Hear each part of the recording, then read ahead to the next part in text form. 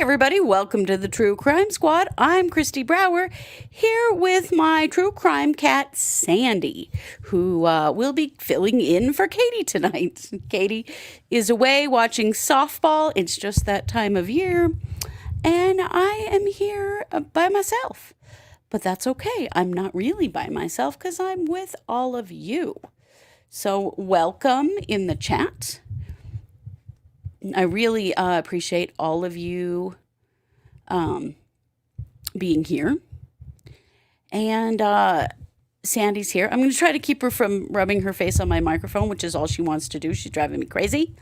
And I know that that's very noisy for you guys, but she's relentless. But what I want to bring to you today is the Ashley Benefield trial.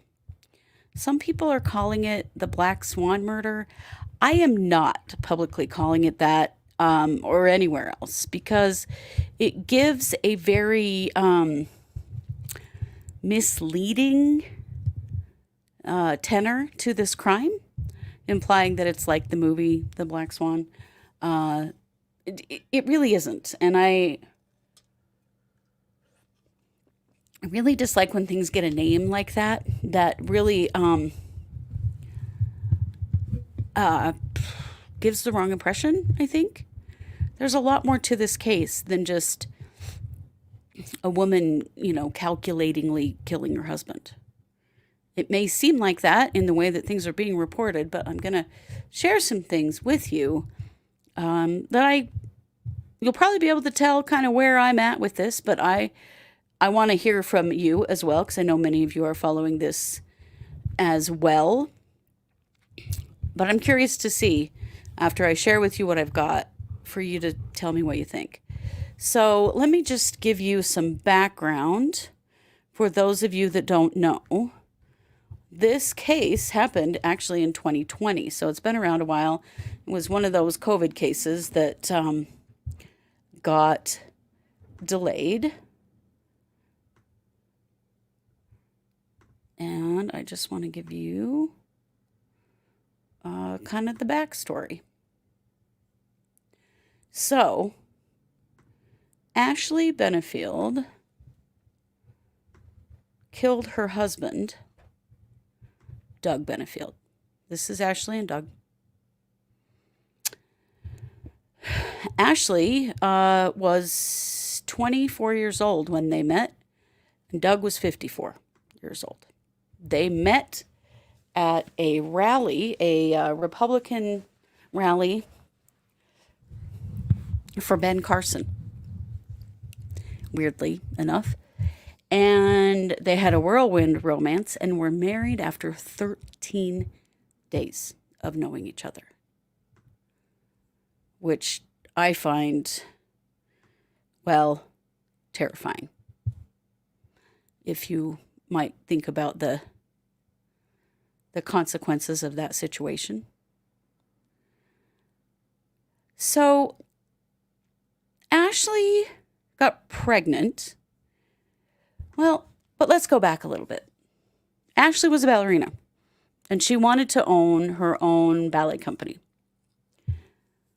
Doug was much older than her, as we know.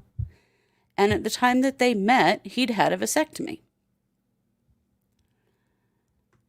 And within a year of them being married, Doug had reversed his vasectomy and Ashley was pregnant, which really kind of got in the way of the whole idea of a ballet studio, if you might imagine. They still did open a ballet studio, but it was unsuccessful and failed very quickly. Well, very early in her pregnancy, she left him. And she told other people that she was afraid of him and that he was scary. She wrote him a letter talking about that, and that she felt like she needed to get away from him. She moved. This was in South Carolina.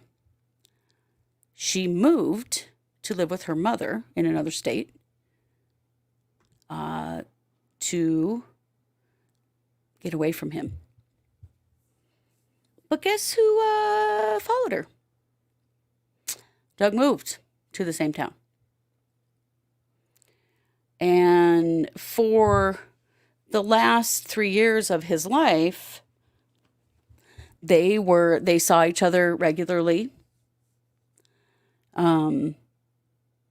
That's being used against her, and I'm going to talk about that. One of the reasons that I wanted to talk about this is because my first job right out of college as a social worker was as a domestic violence advocate. And I used to go on scene with the police, with victims of domestic violence and sexual assault. We covered 5 counties in rural Idaho. I have seen and been present for things that probably very few people hopefully ever have to witness, but I have witnessed a lot when it comes to domestic violence. And so I have a lot to say about this case because of some red flags that are waving to me. So Ashley was getting ready to move again. She was going to move to Maryland. And guess who else decided to move to Maryland? Doug. One night he was at her mother's house because she lived with her mom and was supposedly helping her load. They'd had one of those pod container things, that gets shipped for you. He was supposedly there for that. While he was there, they had an altercation that resulted in Ashley getting her gun and killing him. It's being spun 2 ways. One is that she just never really wanted him to have anything to do with his daughter or his child. I can't remember if it's a girl or boy, actually. And that just her way of dealing with a custody problem. And then there's her story, which is she was terrified and she thought he was going to kill her. And she told him she had a gun and that he needed to stop. And when he didn't, she shot him. So I'm going to let this story play out. I think one of the easiest ways to do that is I'm going to play for you a snippet of the opening statements from the prosecutor. And then I'm going to play one from the defense. And then we're going to listen. Oh, it's a girl. Her name is Emerson. That's right. It's a girl. It's a little girl. And then we're going to play part of her testimony. And I want you to see which story makes more sense to you based on Ashley herself. So then we're going to talk about it. So first, this is a snippet of the prosecution's opening statements. I think it gives a pretty clear summary of what their case is, what they're presenting. This case is about a woman who very early on in her pregnancy decided she wanted to be a single mother. And she did not want the father of this child to have any visitation, her husband. And everything she did from that point on was to attain that goal. And she would stop at nothing to attain that goal. She tried several things in the system that you'll hear. The courts, law enforcement, Department of Children and Families, no one got on her side. And at the end, when there was no other option, she shoots him and kills him and claims self-defense. Now this couple, Doug Benefield and Ashley Benefield, were married. They had moved to Florida from South Carolina. They lived together in South Carolina. Now, when they lived down here in Florida, in Bradenton, they did not live together. Obviously, there were issues. Doug Benefield lived in his own apartment. Ashley Benefield lived with her mother, Alicia Byers, in a home with their daughter once she gave birth. She had this daughter who at the time was a toddler when she shot Doug. While they were living separate, they were still interacting with each other with the goal, the apparent goal, of seeking reconciliation, reconciling this family and becoming a family. They were going to restaurants, they were going to Selby Gardens, they were hanging out at the pool at Doug Benefield's apartment complex. By all images, they looked like they were trying to reconcile. The problem was, that is not what Ashley Benefield wanted. Although that's what she was portraying, that's not what she wanted. At the time that this shooting happened, they were planning to move to Maryland. Ashley's mother had inherited a home in Maryland, and they were going to move to Maryland. Doug was also going to move to Maryland. They were going to continue to live separate and continue to attempt to reconcile, but they were all going to move to Maryland together. Excuse me. At the time that this happened, everybody was in moving mode. There were boxes everywhere, furniture, beds upended. They had a U-Haul that they were using together. They had a pod that was in the defendant's driveway that they were putting all of their things into. And every day around this time, Doug Benefield was going to Ashley's home to assist her in putting these things into the pod, putting these things into the U-Haul, because the plan was that they were all going to pack up in the next few days and move to Maryland. And it continued to try and work on their relationship. This case is about a woman who very early on in her pregnancy decided she wanted to be a single mother. Okay, so pretty clear. She decides she doesn't want to be a mother anymore, or a wife anymore. She doesn't want him to have anything to do with her child, and that she very coldly planned his murder while fooling him into thinking they were reconciling after she moved out of state to live with her mother and was moving to another state with her mother again. This is what the prosecution wants to prove, okay? Now let's listen to the defense in their opening. He's built for a 58-year-old man. Now, despite being raised by a family who taught me that it was ill to speak about the dead in an unflattering sense, I'm going to have some strong words about Douglas Benefield, the alleged victim in this case. I say alleged victim because he was anything but that. The evidence is going to show that Douglas Benefield was a very disturbed man. Of that, I assure you, you'll have no doubt when the case is over. 30 years older than Ashley, he was obsessed with her, and he successfully portrayed himself as everything he was not in an effort to win her hand in marriage. Despite promoting himself as a religious and decent human being, Doug Benefield was a manipulative, cunning, and abusive man who absolutely insisted on control. Among other things, you're going to learn during this trial that over the course of this 4-year relationship, Douglas Benefield did the following. He fired a handgun into the ceiling of their kitchen on an occasion to stop Ashley from talking. He threw a loaded gun at Ashley. He punched Doug in the face so hard that he knocked the dog unconscious.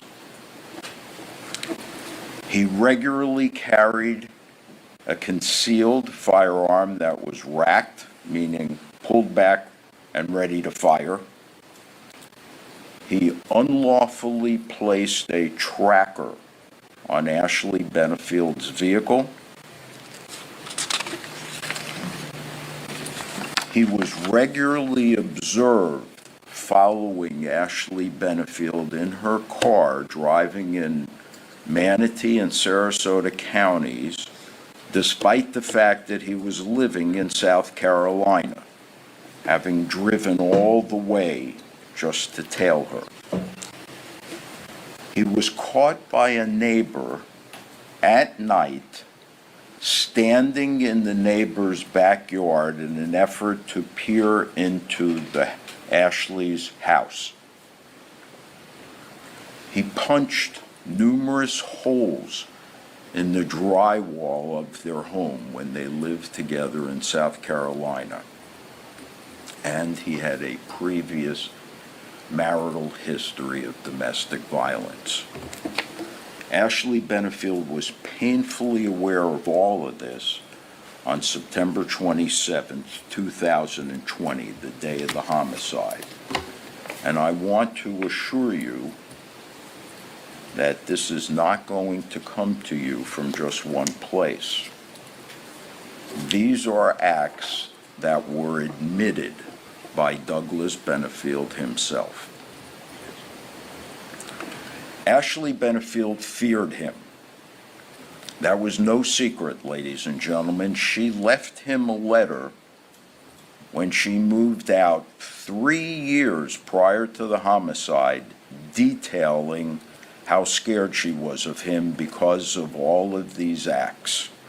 She feared for herself and for her unborn child.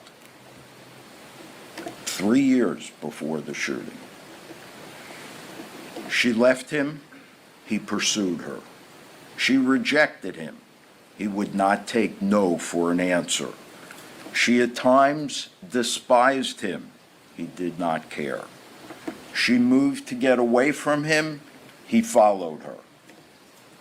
She decided to go to Maryland. Surprise. He decided to go to Maryland as well. She belonged to him. He had the right to be with her, and no less than God decided that to be the case. Doug Benefield viewed Ashley Benefield as his property. Abusers seek to control their victims, to dominate them. At times, the pressure that Doug Benefield exerted and brought to bear upon Ashley Benefield was so overwhelming that it sometimes triggered questionable suspicions in Ashley's dedicated effort to protect herself and her child.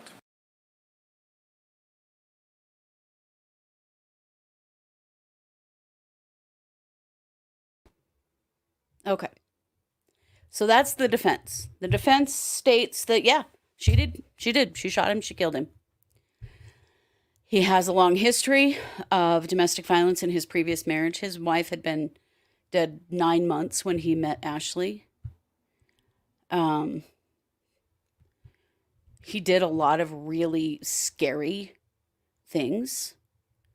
He stalked her.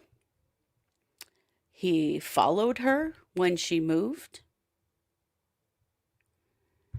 And she was so afraid of him that she had a gun. And when he was threatening her, she ran and got the gun. And she told him to back off. And he didn't. And so she shot him and killed him. Let's listen to Ashley herself. This is part of her testimony. She is testifying on her own behalf in her defense. That could protect you. I had my gun.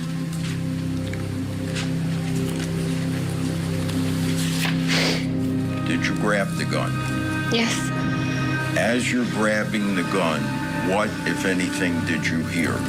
I heard the door hitting the doorstop. As if it is flung open? Yes. And what do you see, Ashley, when you look up? Doug was standing in the doorway. His face was red. Like the veins were bulging in his neck. The way he was looking at me, it didn't even look like Doug. His eyes were black.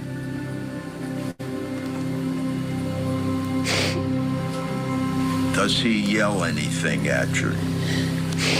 He said, "You're done." And what does he do at that point?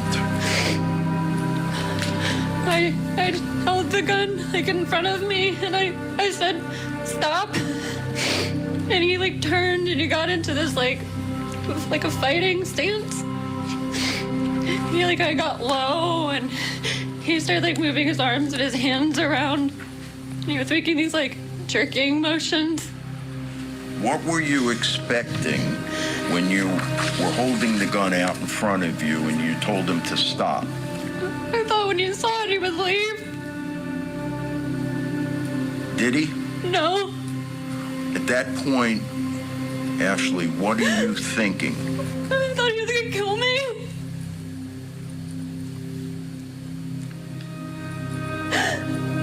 Tell us what happens next.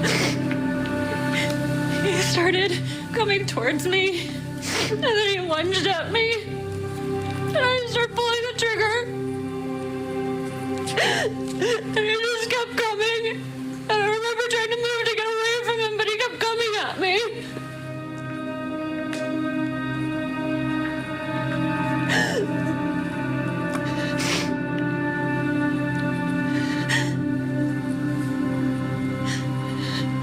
Ashley, would you tell us why, if you're holding a loaded firearm, you were attempting to move away? I was trying to get away from him. I was terrified.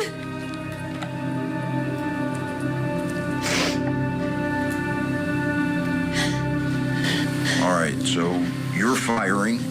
He keeps advancing. What happens next? It was like his feet slipped out from under him and his legs went up in the air.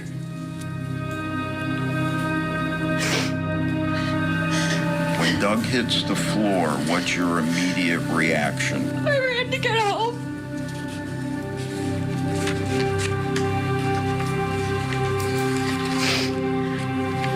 Can you tell us how many shots you fired? I have no idea. I was in a panic.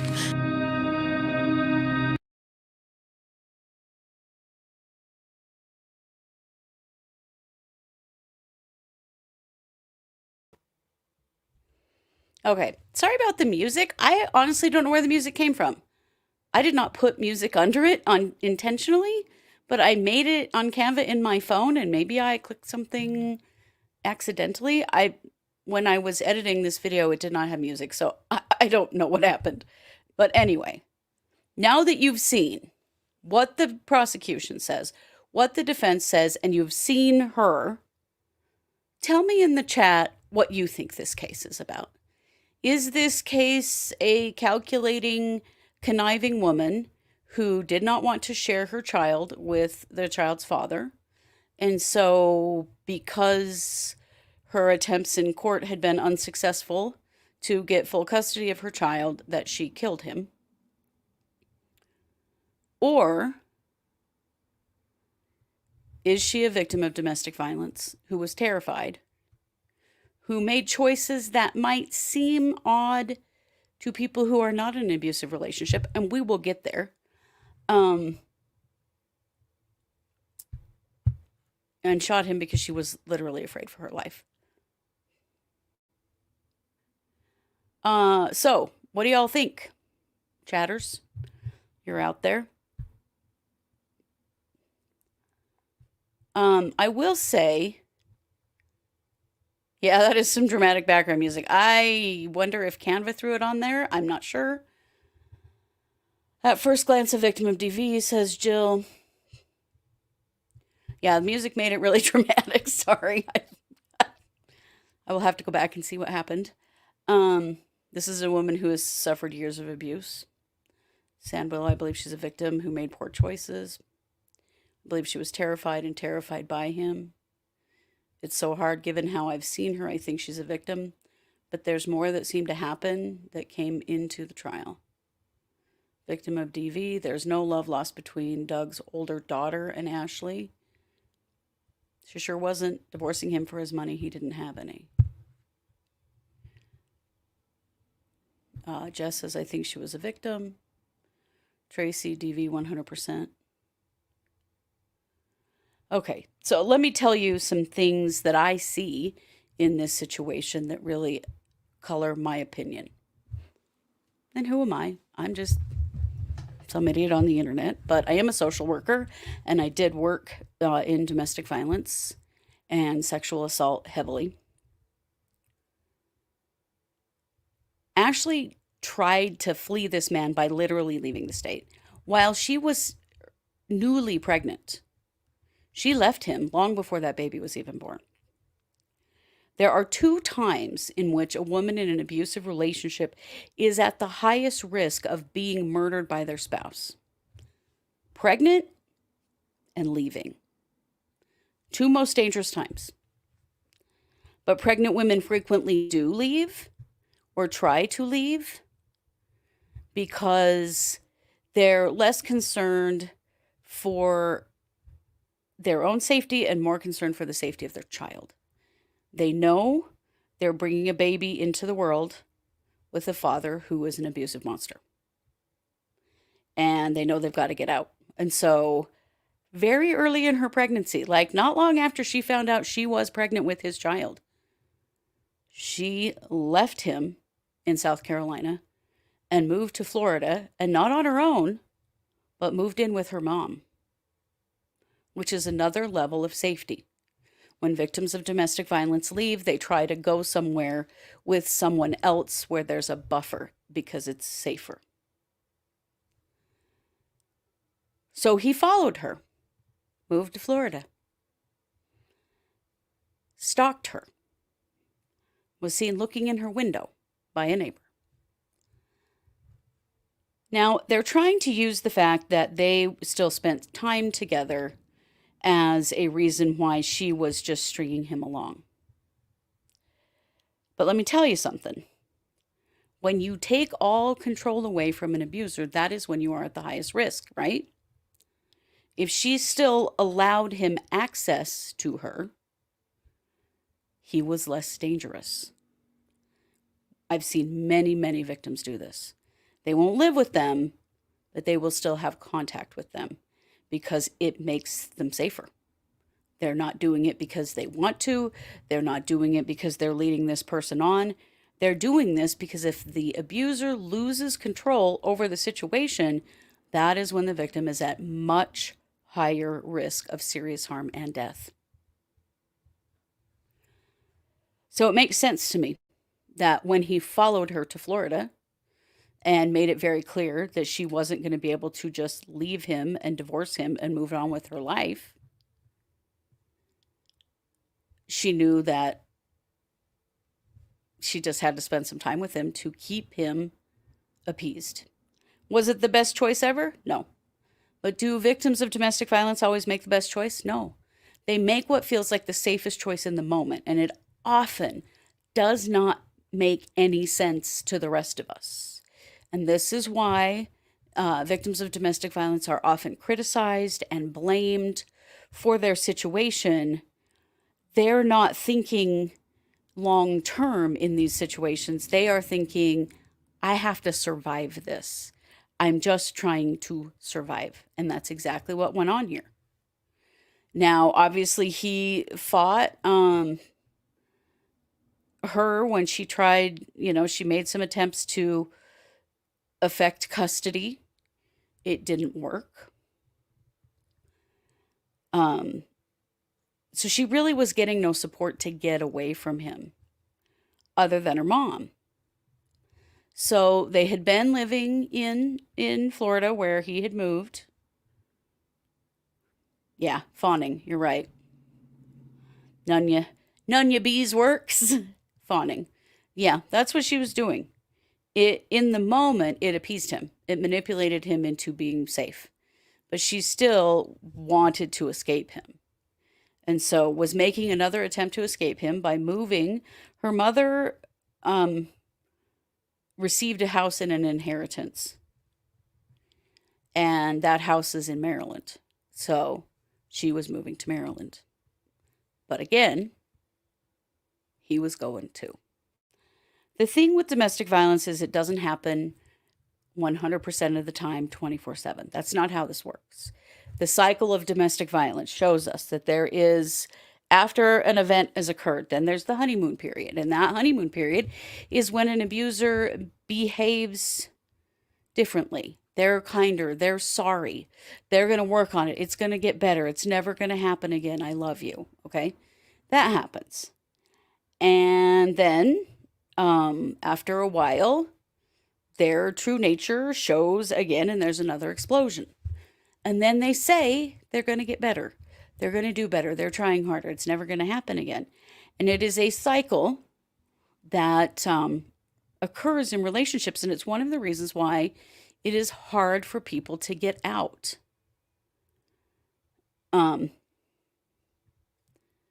It's very hard for people to get out when this person is sometimes kind and loving and a good person in your life.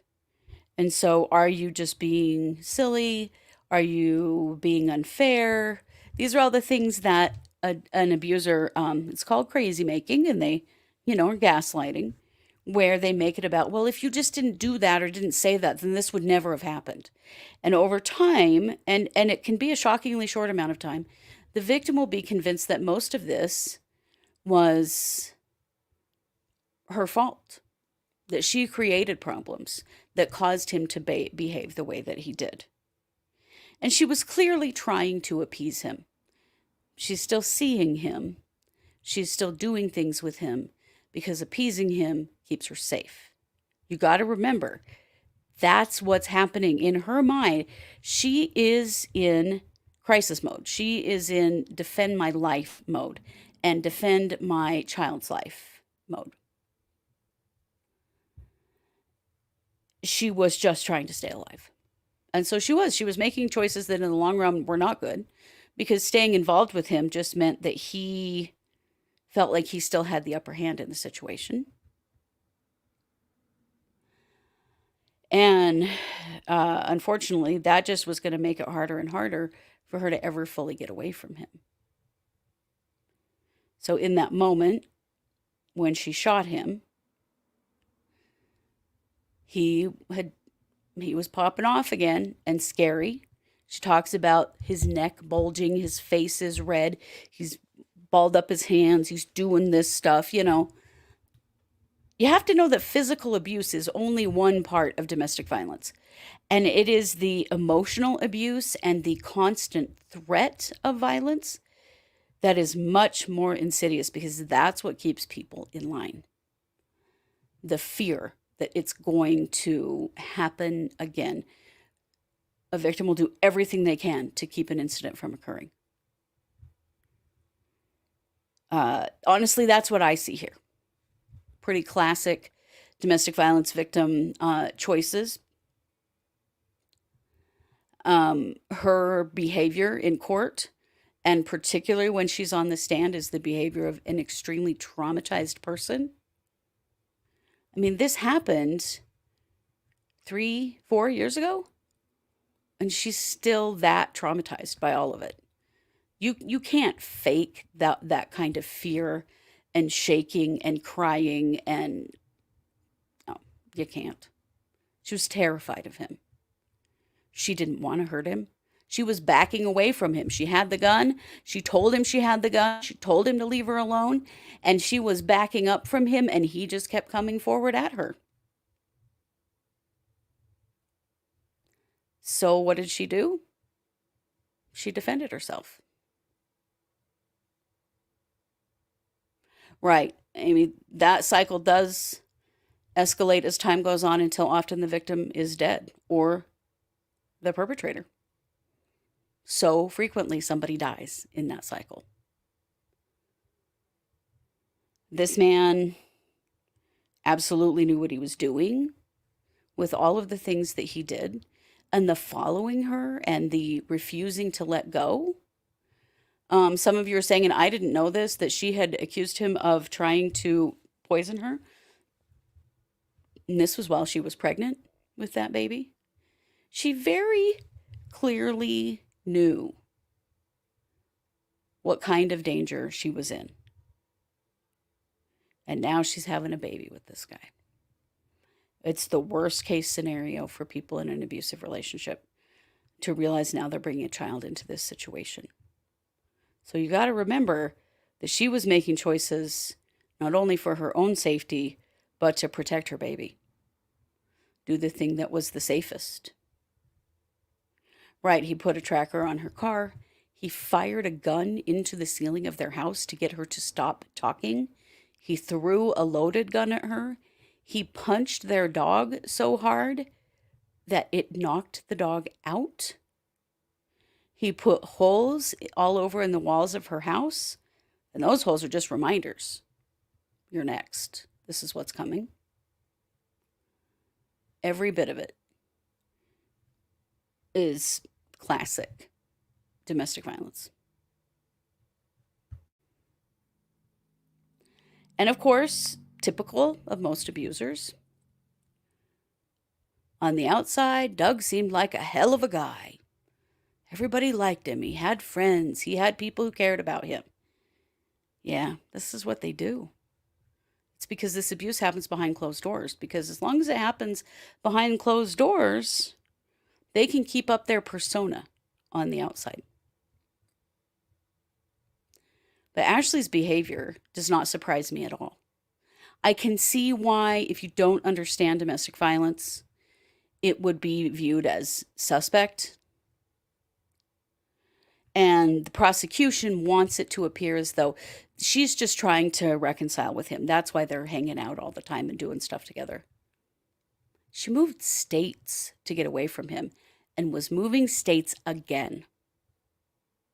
She was terrified of him, and she was trying to appease him and had no idea how to get away from him. That's pretty clear to me, in that she was moving and he knew she was moving and he knew where she was going. She did not have the capacity to leave in the night. So the defense is presenting their case right now. Prosecution has rested. I don't think that the prosecution has shown intent behind this at all, that this was an intentional act, that this was a murder that she planned. I don't think that anything that they presented proved that in the least. But you can't just move states in matters of custody, can you? Right. I mean, you can if you decide to disappear, but that is not so easy to do these days. I mean, in days gone by, when a domestic violence victim really wanted to get out, they'd leave in the night, take their children with them, change their names, literally change everything. But our digital footprints these days really make that impossible. I have a lot of empathy for her. I really do. Right, that's right. Defense rested today, so the closings are tomorrow. So I plan to share that with you guys on Wednesday in case updates.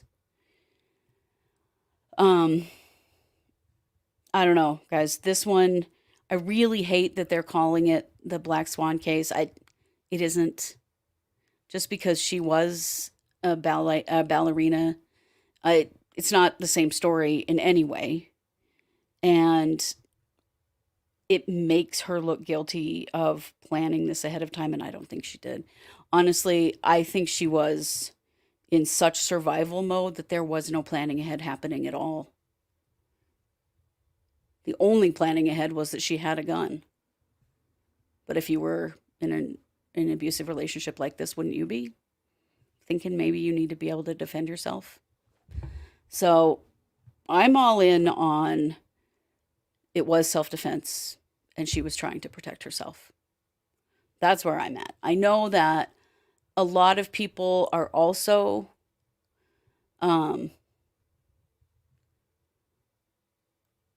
seeing her as a victim, but some people aren't. So that's okay. I don't want to fight anybody over it. But having worked with many, many victims of domestic violence over the years and watching this recording of her, you'll never change my mind. She was terrified. She was absolutely terrified for her life. And, you know, we always get down into the exact minutia of the situation when it comes to a shooting like that. But if she genuinely thought he was going to kill her and knew that he had the capacity to do so and had been traumatizing her and harassing her and terrorizing her for years, it's not just in that moment. It is all of it coming down on her head in that moment, knowing that it's him or her. I really hope the jury sees that. I think it would be tough to not see it, how traumatized she is by her behavior when she testified particularly, but just in court in general. I don't see a cold husband hater in her at all. You just don't see that. She's very emotional. She cries a lot. She shakes. She's terrified. So I really, really hope that the jury sees that for what it is. I don't think that she should serve any time for what she did. It's terrible that all of this happened, but Doug Benefield was a monster. And he terrorized her until she had to make a choice between herself and him. I think it's pretty clear. Let's see. Lots of you are making comments. Somebody said that Florida told her to drop charges against him because it would be easier to get charges in Maryland, which, what the hell? I mean, am I surprised by that? No. In my time as an advocate, I also did a lot of work with the police and the courts. And trust me, I live in rural, extremely conservative Idaho. I have heard everything. I've heard it all from the police and from the courts when it comes to justification of the behavior of people like Doug Benefield. Right, exactly, Tina. So Florida stand your ground must be just for guys, huh? Right? Usually people get off for things that don't really seem to be justifiable in Florida with their stand your ground laws. But as is typical, if this is a wife killing a husband, oh, it's going to be different. Trust me. Hi, guys. Sorry. I know I'm having a little trouble keeping my own face in the frame here because Sandy is up front and center. Right? Her family snickering, or his family snickering at her. And just, it's so gross. It's all part of that crazy making, gaslighting cycle that makes the victim believe that they are the problem in the situation and makes everyone around them believe that as well. I'm sure Doug was real great at talking about crazy Ashley and all of the crazy stuff she was doing to him. And, you know, yeah, it's just so typical. Right, Lori, I agree with you. Lori says, I don't believe the state has proven the case. Too much reasonable doubt, not guilty. I think so too. What have they proven? They don't have anything that proves that this was anything other than self-defense. There's no proof of it being a plan at all. I know, Jess, and I agree. I hope that the jury finds her guilty, but you never know how it will go with the jury and what they're hearing and what they're seeing and what they're taking in. And sometimes what juries get and what the rest of us get out of a trial are very different. You know, the Chad, Daybell, and Lori Vallow trials, the jury was seeing exactly what we were seeing and getting it the whole time. But it really depends a lot on the jurors' experiences with relationships in their own lives as children and as adults. Right. Eternity says when you've grown up with a dad like that, it just seems normal. Exactly.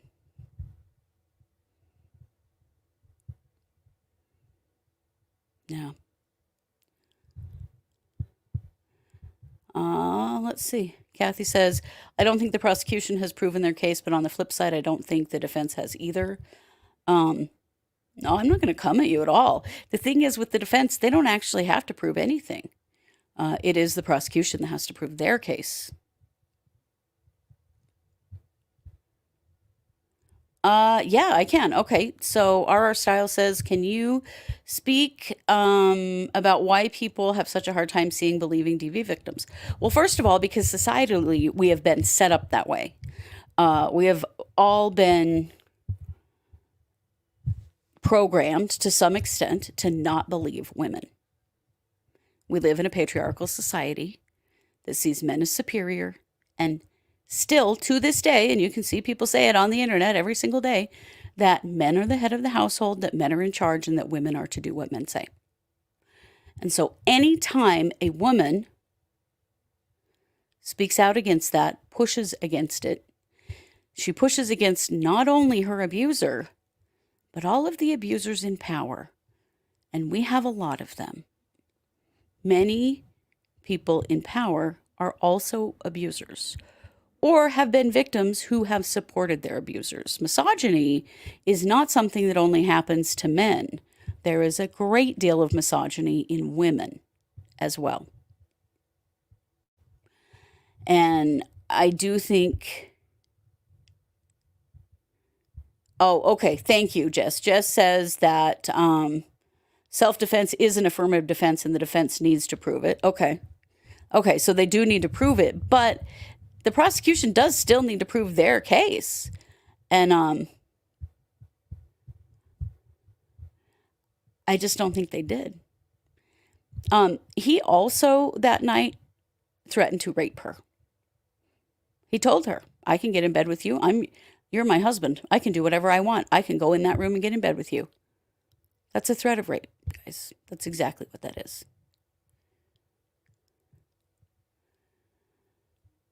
So I think it's really important to remember that our society is set up this way.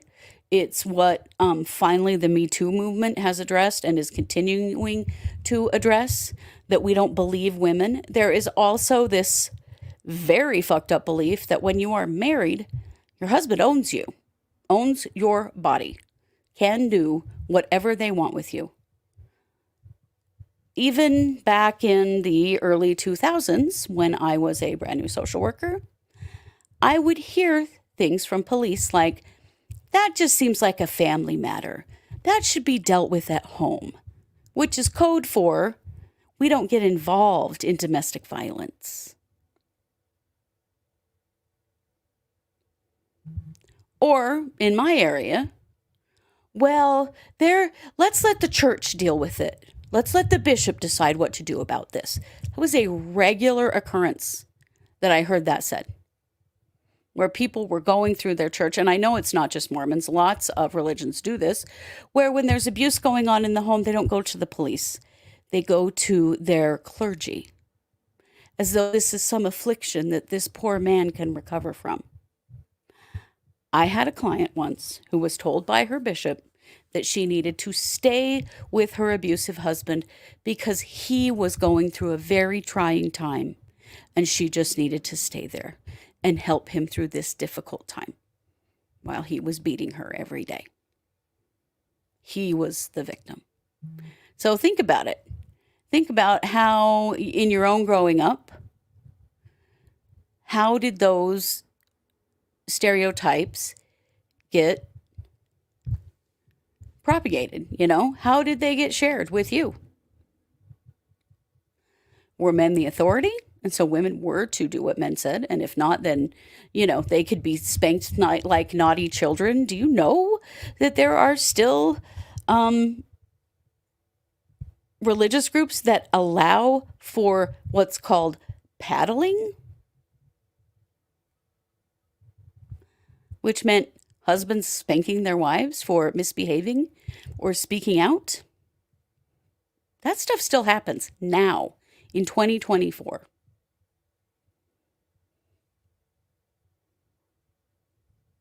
Yeah. So it is a huge cultural change, and it is also a structural change within the legal system that we need. I mean, the prosecutor that's standing up there saying all of this is a woman. is a woman who knows better, because all women know better, right? We all know. But some women speak up and other women participate. And that's a big problem that we have. And that prosecutor honestly makes me sick. And I realize it's her job and she may not have a choice. But you cannot tell me that she doesn't know a domestic violence victim when she sees one. It's tough. It's really tough.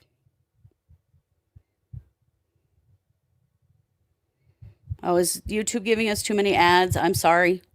They put them in. I don't have a lot of control over how that occurs.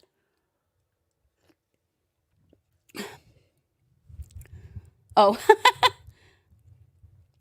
Kev thought I was wearing Princess Leia hair buns, but no, it's actually just my cat Sandy. Amy says the prosecutor makes me sick. Yeah, it really bothers me that she's going along with this.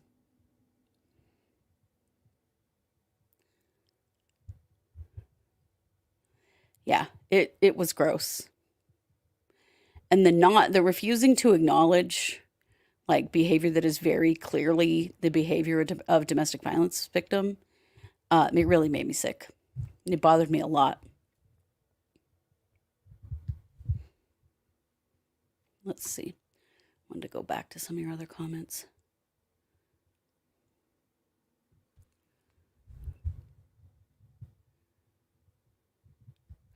Oh, yes, the text messages. Yes, Jess. So they shared the prosecution shared some text messages between Ashley and Doug. And Jess said one of the things I spotted was the texts early on when she was away. And there were some guys that were too loud near her. And he was talking about wanting to take care of them and let his warrior side out. Warrior side? What the hell?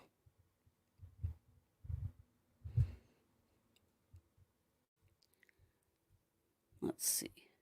What else? Yeah, I'm very curious about the poisoning thing. I'm just coming into this a little bit late. But when I started following it, I went, oh, we got to talk about this because this is a really, really important issue.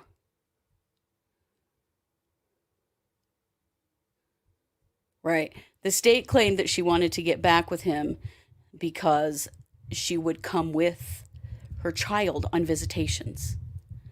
Guys, her child is little, under 5. And this is an abusive man who also this baby never lived with. Like, they were already split when the child was born. So, yeah. No duh.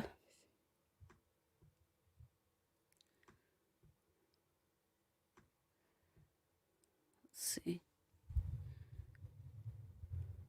Right, they didn't have a ton of questions for his oldest daughter. But guys, you got to understand how often, think about the Daybell kids. How often the children of abusers are indoctrinated into believing that the victim is the problem.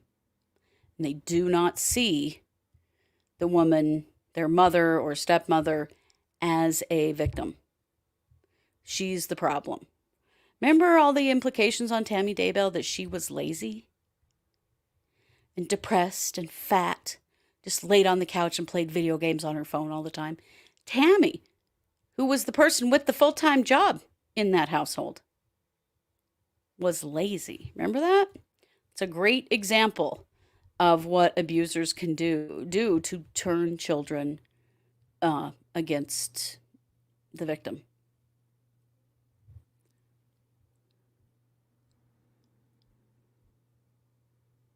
Let's see. Get to a few more of your comments.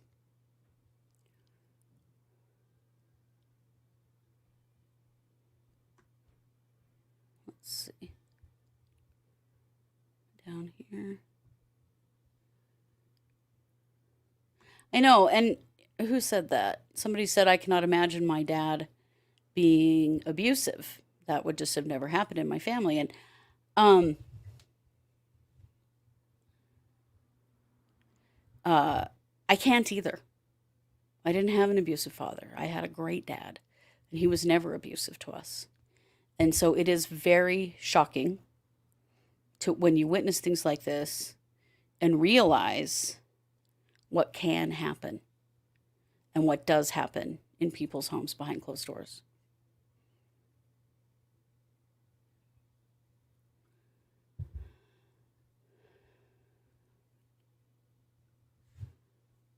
Yeah. Right, Angela. The questions that they did ask the daughter, she didn't really act like the defendant was a terrible person. Well, because he probably wasn't to her. Abusers like this, they generally, they have a victim that they abuse, and it's not everyone in their life, it's one person. It's their scapegoat. And sometimes it's a spouse, sometimes it's a child. It happens in a lot of different ways, but it's definitely one of the challenges of dealing with and identifying domestic violence issues is that someone is not just terrible to everyone all the time. So there are a lot of different perspectives about that person, and that creates doubt for people in the victim. Because, well, we've never seen them act like this. Doesn't mean they don't. Oh, she didn't act like Ashley was a terrible person. Good. I'm glad.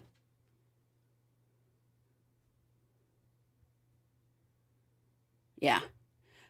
Right. And, with domestic violence, the physical stuff comes later. It's the intimidation, the crazy making, the threats that start. And so it's not, people ease into it. Abusers ease into it over time. And so they're grooming their victim over time to be prepared to accept the violence when it comes as being their own fault. And then you've got a victim who's really fucked up psychologically. And yeah, do they make weird decisions? Do they make decisions that are not in their best interest? Yeah, they do. Because they are seriously psychologically damaged. And that's the part that we always have to remember when looking at these cases. Ashley was seriously traumatized, you guys. And yeah, she made some choices that were not the best.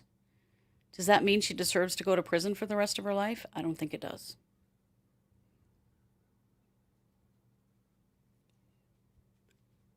Let's see. Yes, Sandwillow. And sometimes a family member lies to save the family reputation. You betcha. Because it's always a secret, isn't it? It's a secret. We don't talk about this. This is behind closed doors. This is a family matter. Heard all those phrases, guys, and that is all code for we're keeping this abuse a secret. Chad Daybell's kids, pros at keeping the secret. Yeah.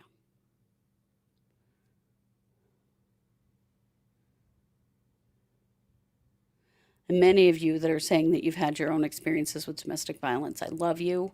I appreciate you speaking up about that. It's a hard thing, and so many people have experienced it. And once you've experienced it, once you've seen it in people, you can't unsee it. After the work that I did right out of college, I'll never be able to unsee it. I can spot a person in a domestic violence situation from a mile away because there are things that you can't hide. You might be trying to cover, but you're not covering. Kev says, yeah, my dad was a major gaslighting narcissist. He was mentally burnt and took it out on us. Picture a perfect family we were. Yeah. See, that's the case a lot of times. People are like, they were so nice. We loved that person. And this is where we get into trouble when we start prosecuting cases like this, because we assume if they were nice to everyone else, that they were also not abusive to this person. And it is not the case. People are much more complex than that.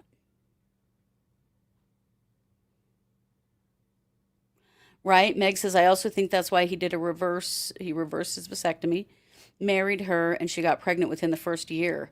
she was young and he was grooming her, even if she was over 18. Yes, absolutely. Because she wasn't a child, but she was a very young adult. And he was a very experienced adult. And he knew that he was going to get her quickly stuck with him forever. Yeah, Bethy, you made me abuse you. Yeah, Jess, exactly. Once you know what to spot, it sticks with you.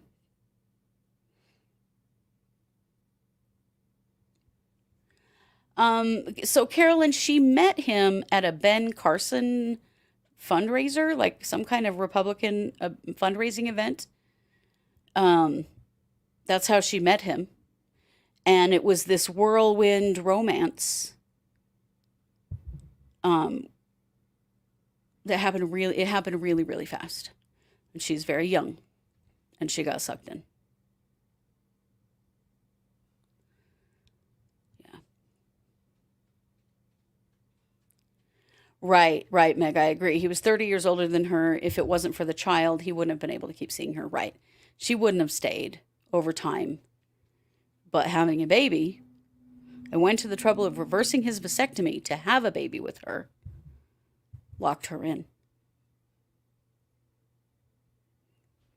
My stepmother was the abuser, and it wasn't until my cousin came and stayed the night and told someone that I and my brother felt safe to even tell anyone. Yeah.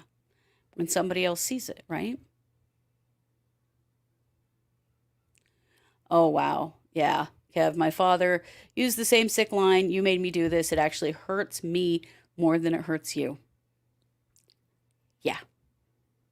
Swapping the roles between victim and offender. Very common. Yeah, 13 days. From the day they met to the day they were married.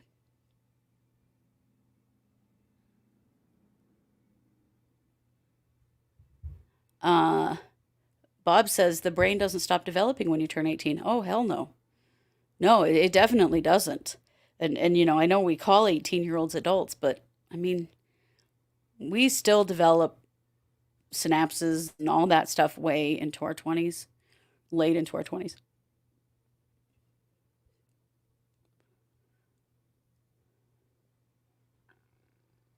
Right. And you know, Kev, and that's another element that I've seen a lot in domestic violence.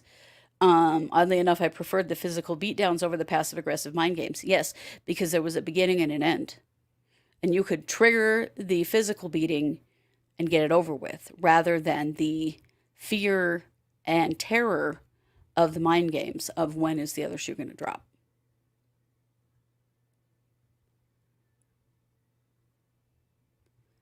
Yeah.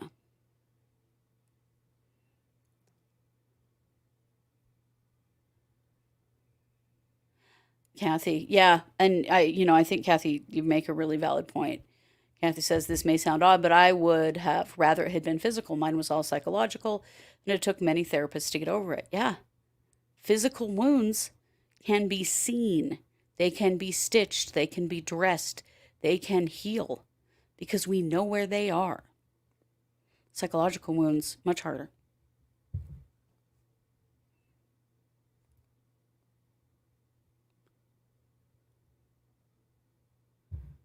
Wow. So Tracy says, your dad used to beat your mom, but never beat you kids. And then remarried someone else and never raised his hand to her. Right. See, abusers choose victims. And they can just as easily not abuse as abuse. The idea that they don't have control over themselves is total bullshit. They have extreme control over themselves, and they want extreme control over their victims. Yeah. Wow.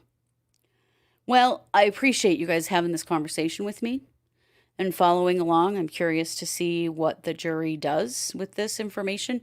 Jess shared the jury instructions with me. I really appreciate that. We'll talk about that again on another episode because I'm very curious to see what they were given, what they have to find in this case in order to exonerate her. But I genuinely hope that Ashley Benefield gets off in this situation. And with that, we'll be back tomorrow, and we will both be back tomorrow. Katie will be back, so we'll be back to Tuesday at 3 p.m. Mountain. We'll be back Wednesday at 6 p.m. Mountain and Thursday at 3 p.m. Mountain. So we do 6-3-6-3 every week. I appreciate all of you being here so very much. And if you join in the conversation after the fact, I appreciate that as well. Please be civil. Please don't be rude or abusive if we don't all agree with you or one of us doesn't or whatever. Everybody's got their take on this. I just wanted to share with you what the stories are that are being told and give you an opportunity to share what you think really happened in this situation. So I appreciate that so very much. We are the True Crime Squad, and you can support us over at truecrimesquad.com. One of the best ways to do that is join our Patreon. We put out 2 extra shows a month for our patrons. You can tip us there, and also my little store, Fidget Whimsy, is there. Katie's store, Joyful Goddess Designs, is there, and our merch store is there. I'm going to show you 2 things that are going up on Fidget Whimsy tomorrow. I told you I've been doing 3D printed stuff, fidgets. Look at this little guy. He is a raccoon that I just started making. Isn't he so cute? And this guy, oh my God. You guys know I love sharks, right? Love them, terrified of them. We've talked about it on here. Well, look at this fabulous hammerhead that I printed. So I'm going to be making those available along with lots of other stuff. So check out Fidget Whimsy on our website at truecrimesquad.com. Check out all our stuff. Support us however you can. It really, watching, liking, subscribing, commenting, sharing, leaving reviews, all very helpful. Our super chat is always on here on YouTube. That is also helpful. Every little bit helps. We put a lot of time and energy into our show because we love it and we love all of you, and we do really appreciate whatever support you can give us. Well, you know it. We are the True Crime Squad. Thanks for being here.